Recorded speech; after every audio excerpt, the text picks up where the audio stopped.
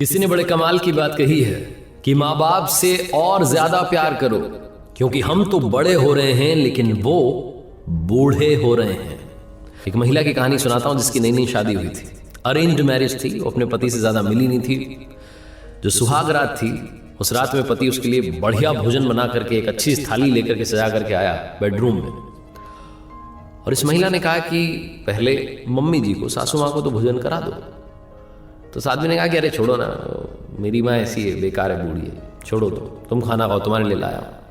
हाँ, ऐसी फालतू की बातें मत करो, ऐसे ही बीमार रहती है, छोड़ो, तुम खाना खाओ। इस महिला ने फिर कहा कि नहीं, आप माँ को खिला दीजिए खाना, मैं खा लूंगी बाद में। वो आदमी जिद पड़ गया, नहीं तुम खाओ, वो तो ऐसी। इस महिला को बहुत बुरा लगा। अचानक से इसने अपना बैग उठाया और चल दिया, पहुंच गई अपने घर, और थोड़े दिनों में तलाक के पेपर भेज दिए, तलाक ले लिया इस आदमी से।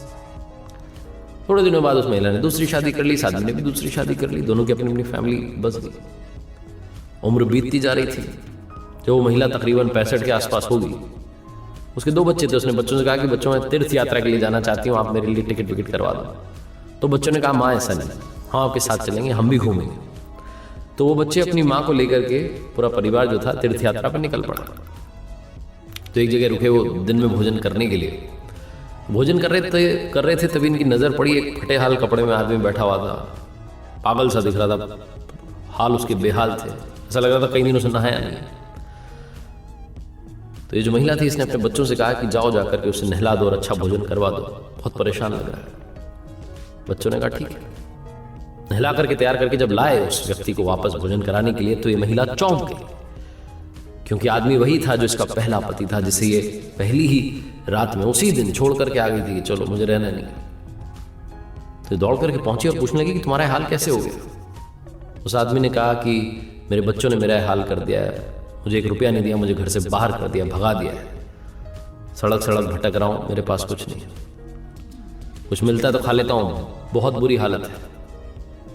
इस महिला ने बोला कि तुमने आज तक नहीं पूछा, लेकिन आज तुम्हें बताती हूं कि मैंने तलाक क्यों लिया था, उसी रात में वापस क्यों आ गई थी, क्योंकि उस रात में तुम मुझे पहले भोजन कराना चाहते थे, अपनी माँ को जो इतने सालों से तुम्हारे साथ रह रही है, उसको तुम इज्जत नहीं दे रहे थे। जब तुमने अपनी माँ की इज्जत नहीं की, तुम्हारे बच्चे तुम्हारी क्या इज्जत करेंगे।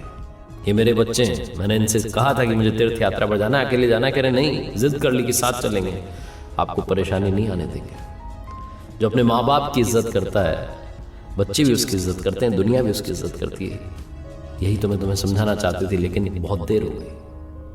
छोटी सी कहानी, सार वही है कि हम बड़े हो रहे हैं, लेकिन हम ये भूल जाते हैं कि हमारे माँ बाप बूढ़े हो रहे हैं। उनकी फिक्र कीजिए, उनकी कद्र कीजिए, उनका आशीर्वाद दुनिया में आपको बहुत ऊंचाई पर लेकर के जाएगा।